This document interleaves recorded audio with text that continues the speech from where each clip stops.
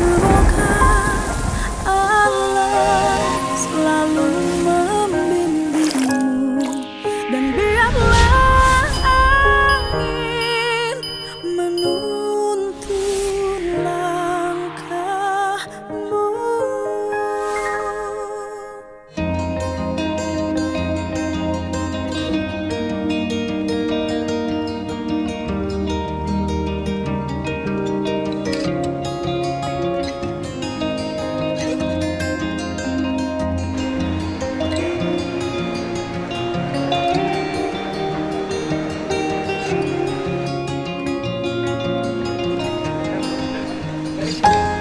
Baik, bismillahirrahmanirrahim. Assalamualaikum warahmatullahi wabarakatuh.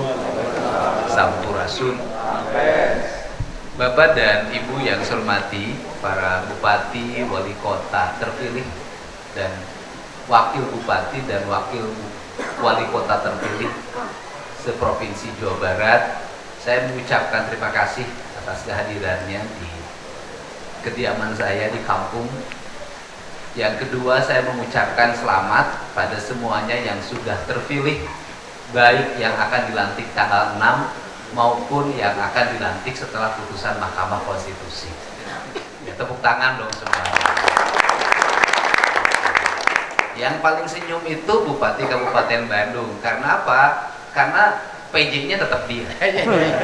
Tidak ada masalah begitu ya. Dan yang paling hebat itu Bupati Kabupaten Bandung itu bisa merubah mindset dari ketertinggalan menjadi yang terdepan. Sama dengan Pare, di luar dugaan. Nah, tetapi pada kesempatan sore hari ini saya mohon maaf kalau berbagai fasilitasnya kurang memadai, dan saya juga menyampaikan rasa prihatin PR kita bersama buat Pak Wali Kota Bandung. Karena banjirnya viral, ya bukan salahnya Pak Wali, tapi memang itu tugasnya Pak Wali. Parahan datang, banjir hilang. Tangan dong. Nah, yang kedua saya menegaskan hari ini posisi kita adalah posisi kepala daerah dan wakil kepala daerah. Keterikatan kita itu cuma satu, pada visi dan misi yang kita kampanyekan kepada masyarakat, dan itu harus terwujud. Saya tidak akan membedakan Bapak dan Ibu setelah tanggal 6 nanti berasal dari partai mana. Bagi saya tidak penting. Yang terpenting adalah bahwa keberhasilan Jawa Barat istimewa itu sangat tergantung kepemimpinan para bupati dan wali kota yang masing-masing punya visi, punya misi, dan punya tagline-nya masing-masing. Tapi seluruh visi, misi, dan tagline itu, mau misi apapun, mau visi apapun, tetap saja yang dirindukan oleh masyarakat dan yang akan menjadi prioritas pembangunannya pasti satu, infrastruktur, yaitu jalan yang halus, air yang mengalir dengan baik, drainase yang terawat, trotoar yang bersih, taman-taman yang indah, jaringan irigasi yang mengalir, bangunan sekolah yang kokoh, layanan rumah sakit yang baik, layanan puskesmas yang baik, berbagai pelayanan perizinan yang cepat, kemudian stimulus pada masyarakat yang berkesinambungan, itu semuanya, itu kan istilah saja. Nah, dari seluruh rangkaian itu, maka mungkin saya paham betul bahwa pertama, kita tidak mesti menjelekkan pemimpin sebelum kita, walaupun menjadi lawan politik kita kemarin. Tetapi kita berkewajiban mengkoreksi seluruh kebijakan-kebijakan pembangunan, kebijakan fiskal atau kebijakan anggaran untuk diarahkan pada percepatan pertumbuhan ekonomi, percepatan pertumbuhan kesejahteraan sosial, percepatan pertumbuhan pendidikan, kualitas pekerjaan, ketersediaan lapangan kerja, itu yang jadi fokus utama. Kalau dikoreksi pasti nyenggol. Tapi kalau nyenggol, yang kita koreksi adalah kebijakan, bukan orang. Orang boleh berganti, tapi kebijakan harus berubah. Nah, ini yang pertama. Untuk itu, ada konsepsi yang akan dirubah di Provinsi Jawa Barat. Konsepsinya adalah konsepsi Provinsi Jawa Barat yang biasanya jadi Menara Gading, hidup dalam pengelolaan uang yang triliunan, kadang mengalami kebingungan uangnya didistribusikan kemana, karena waktu menyusun anggarannya terbatas, kemudian juga aspek politik yang sering mendominasi, yang pada akhirnya melahirkan ketidakadilan distribusi pembiayaan antar daerah, antar organisasi, antar lembaga, sehingga seringkali menggunakan pendekatan-pendekatan politik untuk mendapatkan alokasi pembiayaan. Maka seluruh rangkaian itu akan saya hapus. Tidak ada pendekatan politik terhadap alokasi finansial, alokasi kebijakan. Yang ada adalah pendekatan kebutuhan pembangunan pada sebuah wilayah. Maka pendekatannya adalah: satu, berapa jumlah penduduk pada sebuah wilayah; dua, berapa luas wilayah; tiga, aspek mana saja yang menjadi kebutuhan dasar pembangunan yang belum terpenuhi. Maka tiga variabel ini yang akan jadi landasan. Maka nanti kami penghitungan dana bantuan untuk desa misalnya tidak ada lagi dibikin 100 juta rata. Semuanya akan dipertimbangkan, diindekkan berapa jumlah penduduk di desa itu. Begitu juga terhadap kabupaten kota. Sehingga saya tidak mau lagi terulang ada satu kabupaten nol alokasi, ada satu kabupaten yang langganan 400 miliar, 700 miliar, 400 miliar, 700 miliar. Dan itu pun, rasio itu pun akan kita gunakan pada bantuan, andai kata masih dibutuhkan, itu bantuan hibah organisasi kemasyarakatan, hibah organisasi keagamaan, hibah lembaga pendidikan. Semuanya harus didasarkan pada indeks manusia yang ada di dalam itu. Kalau tidak, nanti terjadi kekacauan. Kekacauannya adalah siapa yang punya kuasa, siapa yang punya lobby, maka dia dapat banyak, saya nggak bisa. Nah, ini yang akan menjadi dasar pertimbangannya. Karena ini menjadi dasar pertimbangannya, maka kita harus bersyukur di Jawa Barat ini punya PJ Gubernur yang lurusnya luar biasa. Tidak punya orientasi politik, tidak cawe-cawe keuangan, orangnya sederhana, dan betul-betul mengantarkan. Pada saat saya tidak membentuk tim transisi, karena saya tidak mau lagi melibatkan politik dalam birokrasi, maka PJ Gubernur menunjuk 10 orang eselon 3 untuk mendampingi saya membicarakan keuangan pemerintah provinsi. Maka kita mulai dari misalnya bagi hasil pajak kendaraan bermotor. Kebijakannya adalah bahwa uang pajak kendaraan bermotor harus 100% untuk pembangunan infrastruktur jalan. Gak boleh digeser-geser. Andai kata seperti kota Bandung memang duitnya banyak banget, nah, di infrastruktur jalan itu kan banyak komponennya. Ada trotoar, ada PJU, ada terowongan pintar yang bisa membuat jaringan listrik dan ini masuk ke dalam, ada gapura, ada IT yang di situ memantau jalan dengan CCTV, dengan sistem informasi layanan lalu lintas, banyak komponennya. Yang intinya adalah seluruh uang itu harus diarahkan pada kenyamanan para pengguna jalan. Nah, kalau tahun ini kepercayaan publik meningkat, hari ini asumsinya yang tidak bayar itu 40%, maka setelah tanggal 6 kami akan mengumumkan sistem yang akan dibuat, di mana nanti mobil bodong yang nunggak pajak nggak bisa lewat lagi di jalan provinsi, nggak bisa lagi lewat di jalan kabupaten. Itu akan terjadi, nanti kami punya sistem. Nah, untuk apa? Untuk membangun rasa keadilan. Bagaimana? Jangan sampai orang pakai mobil mewah, pakai motor besar, tapi tidak bayar pajak, tapi menikmati fasilitas jalan dalam setiap hari. Nah, ini yang fokus kita adalah di tahun ini, di perubahan, bukan perubahan ya, kita mencoba mengkoreksi APBD Provinsi Jawa Barat tahun 2025. Kita mengkoreksi. Karena kita mengkoreksi, maka seluruh dana yang diturunkan pada kabupaten kota, kecuali pajak kendaraan bermotor, itu oleh kita di stop dulu sampai saya selesai dilantik tanggal 6. Tujuannya untuk apa? Agar anggaran ini dirubah dulu. Untuk apa? Untuk yang menjadi kebutuhan masyarakat. Nah, berdasarkan perhitungan sampai tadi malam gitu kan, kita sudah bisa mengkoreksi 3 triliun yang bisa digunakan untuk pembangunan infrastruktur jalan dan pendidikan.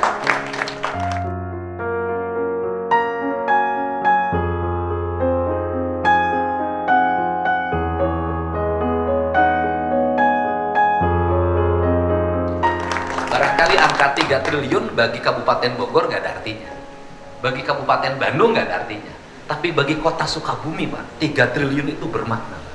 Dan saya udah ngomong tadi, Pak Bupati Kabupaten Bandung, Bandung kan 7 triliun anggarannya. Tidak perlu provinsi untuk Kabupaten Bandung, untuk yang lain aja, daerah-daerah yang minus. Terima kasih. Pak Wali Kota Parhan juga sudah begitu, Kota Bandung sudah banyak, udah nggak usah buat Kota Bandung, buat kota yang terpencil saja. Saya sudah terima kasih atas ke apa namanya, kelegowannya. Tepuk tangan buat Pak Parhan, Pak Dadang Supriyanto. Nah, kemudian fokusnya apa? Nah, kan gitu loh. Pertama ya, yang PKB-nya masih merasa kok yang saya kecil, kok yang saya perasaan motor saya sekian, mobil saya sekian, toh kok dapatnya segini? Ya silakan aja komunikasikan dengan Kepala Badan Pendapatan Daerah, koreksi. Kemudian kalau kurang biasanya protes. Tapi nuang mau mobil saeutik tapi menang lomba, eta mah mal protes. Nah, fokusnya apa? Fokus kita adalah memfokuskan satu, menyelesaikan jalan provinsi. Total kebutuhan jalan provinsi 4,7 triliun. Saya sih ambisinya pengen tahun ini selesai 4,7 triliun. Tetapi berdasarkan pertimbangan dari Kepala Pekerjaan Umum, Kepala Dinas, pertimbangan teknisnya adalah masih ada wilayah yang zero kelengkapan. Artinya AMP-nya belum tersedia, patching plan-nya belum tersedia. Maka kalau wilayah itu dipaksakan juga susah melakukan mobilisasinya, maka kita akan fokuskan pada wilayah-wilayah strategik yang seluruh kelengkapannya sudah tersedia. Dengan mendorong apa? Mendorong pertumbuhan kawasan industri, pertumbuhan kawasan perdagangan, pertumbuhan kawasan perumahan pemukiman yang di situ ada unsur-unsur pelayanan sehingga agar memiliki efek ekonomi. Ini yang. Nah, kemudian kita juga akan tetap mendorong merubah keterisoliran. Perubahan keterisoliran akan dilakukan melalui gerakan karya bakti TNI. Ini yang 2 strategi. Tetapi juga kita akan memenuhi kebutuhan-kebutuhan perkotaan yang mengalami problem kemacetan akut. Yaitu misalnya underpass, kemudian flyover, dan itu ingin kita eksekusi tahun ini juga apabila perencanaannya sudah tersedia. DD-nya sudah lengkap. Ini yang akan dilakukan oleh kita. Nah, sehingga setelah ini nanti silahkan Bapak dan Ibu menyampaikan Kepala PU secara teknis. Ini kemudian kedua adalah kita akan menyelesaikan agar rakyat Jawa Barat itu indeks lamanya sekolahnya meningkat. Nah, indeks lamanya sekolahnya meningkat, kita akan mendorong terbangunnya ruang kelas baru dengan pertimbangan ketersediaan tenaga pendidik.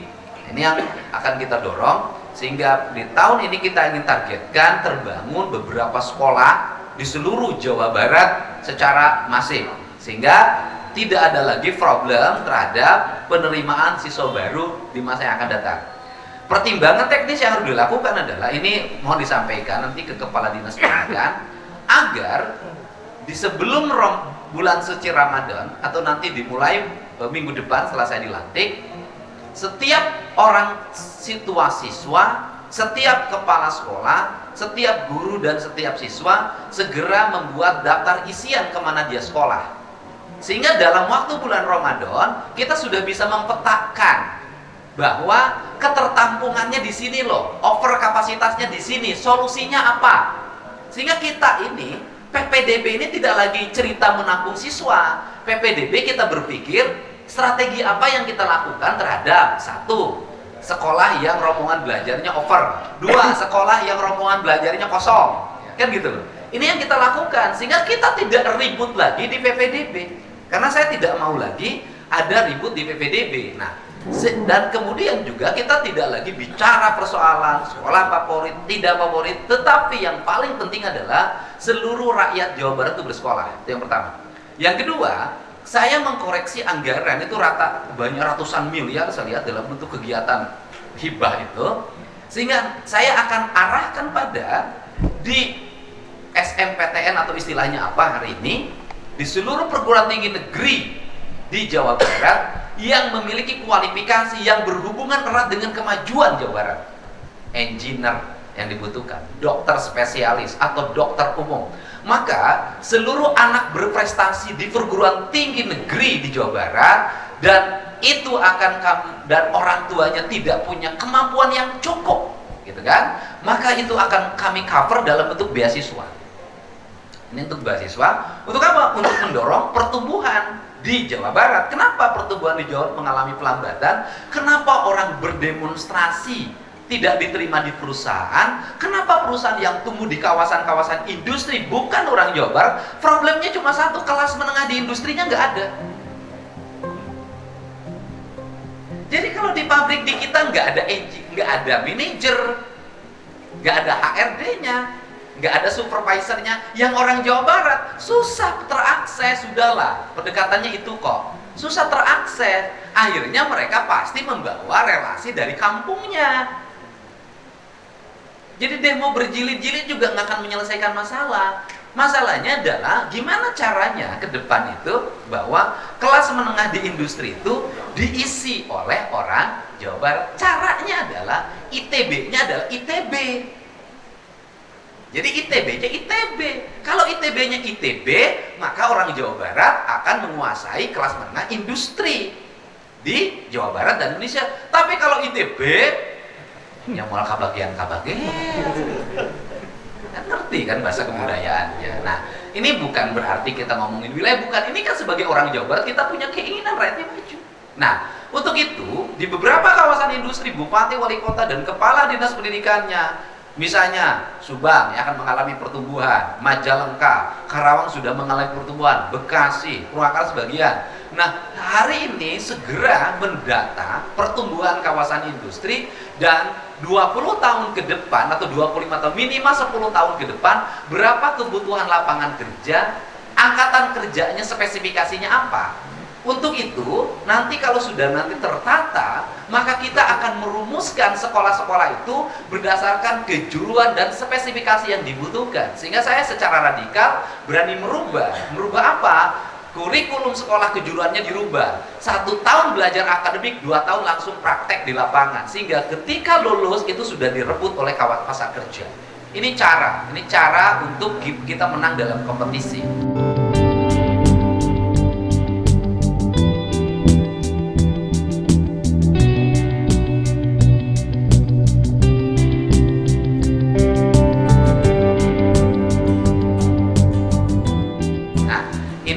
Ini yang dilakukan. Kemudian yang ketiga, fokus kita selain RKB adalah mendorong layanan di bidang kesehatan.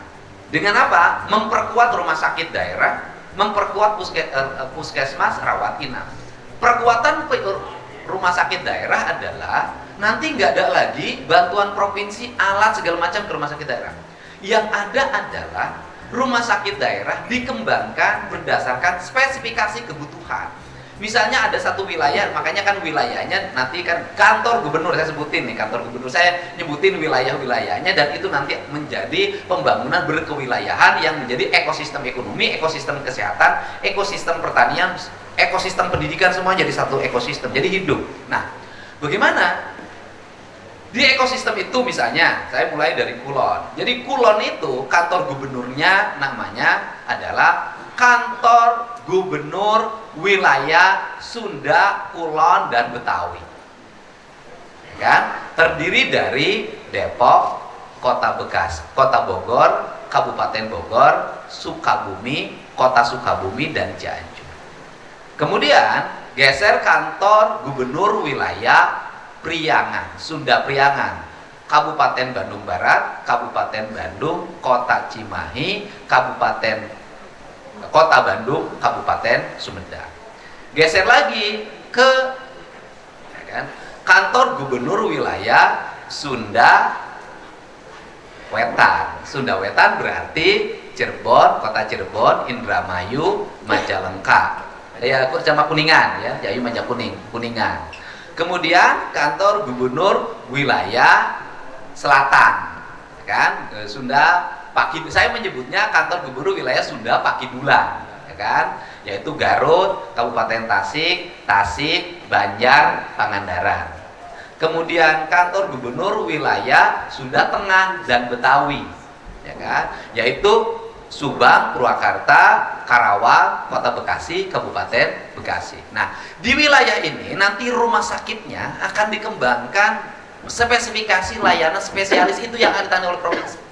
Misalnya Kabupaten Bandung berspesialis di jantung rumah sakitnya, di paru-paru. Nanti Bandung Barat spesialisnya apa? Dan itu nanti pertama mungkin provinsi akan mendorong tenaga yang bersifat keahlian yang hari ini ada. Tapi dalam ke depan nanti para bupati wali kotanya silahkan melihat kinerja para dokter umum, mau ASN maupun non ASN yang mengabdinya baik, maka kami akan menyekolahkan spesialis oleh pemerintah provinsi. Dan kemudian kami nanti akan bangun di rumah sakit itu langsung ruang layanannya, peralatan teknisnya, peralatan medisnya, pembiayaannya. Maksudnya untuk apa? Agar rakyat itu tidak numpuk di Bandung, tapi di wilayah kantor gubernur wilayah itu. Orang Sumedang sakit ke paru-paru misalnya ke Kabupaten Bandung, orang Kabupaten Bandung nanti mau operasi kanker itu ke Kota Bandung. Sama setiap daerah begitu, spesialisasi itu ada di setiap wilayah, sehingga kita tumbuh. Untuk apa? Itu menumbuhkan efek ekonomi berbasis keadilan, agar uang itu tidak beredar menumpuk pada satu kota besar yang seluruh layanannya ada, nanti pajaknya numpuk di situ. Saya ingin dorong semuanya daerah. Ini yang ekosistem itu yang dilakukan. Nah, kemudian setelah yang bidang kesehatan, maka kita akan dorong juga akselerasi antara ketahanan pangan dan kelestarian lingkungan. Nah, ketahanan pangan itu kan modal dasarnya adalah air. Air itu ada yang dari mulai danau, situ, embung, itu bahasa Sundanya. Nah, itu akan menjadi fokus kita untuk mengembalikan kembali fungsi-fungsi. Nah, fungsi-fungsi danau itu, situ-situ itu hari ini sudah banyak yang berubah menjadi milik perorangan. Nah, kalau seperti ini ya kita tegas aja, pakai pendekatan hukum. Pendekatan hukumnya bagaimana? Loh, laut dikapling, kejar siapa yang mengkapling lautnya, siapa yang mengeluarkan sertifikatnya. Tanah itu dulunya adalah danau, tanah itu dulunya sungai, tanah itu dulunya adalah sumber air milik negara, dikuasai negara. Tiba-tiba hari ini udah berubah jadi giring, jadi sertifikat, pidanakan. Untuk apa? Agar mereka melepas. Setelah melepas, dikembalikan fungsinya, Pak. Karena tugas saya hari ini adalah, tugas leluhurnya adalah mengembalikan fungsi-fungsi alam Jawa Barat.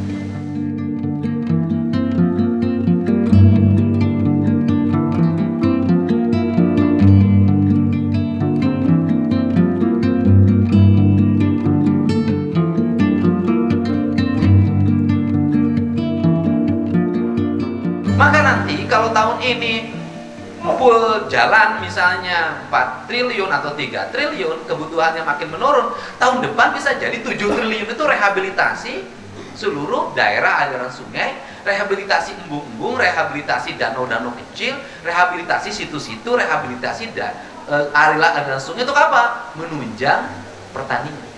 Nah, kemudian sikap penegasannya adalah, nanti saya ngeluarin pergubnya karena kita berdasarkan Perpres. Maka fungsi-fungsi sawah harus dikembalikan menjadi sawah. Nah, andai kata ada pengembangan kawasan industri, memerlukan urukan, memerlukan bahan material tambang, maka nanti kita rumuskan dalam kerangka berpikir yang tepat. Kerangka berpikir yang tepatnya bagaimana? Hitung saja, kalau di situ butuh tanah, maka kita tinggal lihat areal, misalnya areal perhutani yang tidak terpakai, PTPN yang tidak terpakai. Kemudian tanahnya tanah yang terbuka, nanti bisa diakses melalui jaringan irigasi, rubah itu menjadi tanah sawah, tanahnya pindahin ke situ, terencana. Nah, ini yang akan menjadi fokus kita. Sehingga saya nutup tambang itu tujuannya adalah ingin melihat dulu, ditutup dulu, setelah itu nanti saya hitung, Pak Timan berapa kebutuhannya, tak jalan tol ke berapa kebutuhan, perhutani kamu punya apa, PTPN kamu punya, mari kita bangun, kita bersama. Kemudian bahwa saya punya komitmen ke daerah-daerah pegunungan, selalu daerah gunung duitan, meningkatnya kawasan industri, mobilnya Robicon kades nake. Saya katakan daerah penghasil air, daerah penghasil karbon, daerah ini sebagai penjaga bencana karena dia merawat hutan, maka kita nanti akan ada insentif lingkungan. Dalam bentuk apa? Program, Pak. Nanti bangun rumah rakyat, bikin kampung, menata lingkungan, kemudian menghitung orang. Nanti gerakan reboisasi yang akan dipelopori tahun 2025 di bulan November nanti, karena kalau hari ini sudah bukan musimnya lagi, nanti teranggarkan. Itu konsepnya adalah rakyat menanam padi, kemudian harus ada tanaman hutan, kemudian ada tanaman kebun, dan nangka, betui.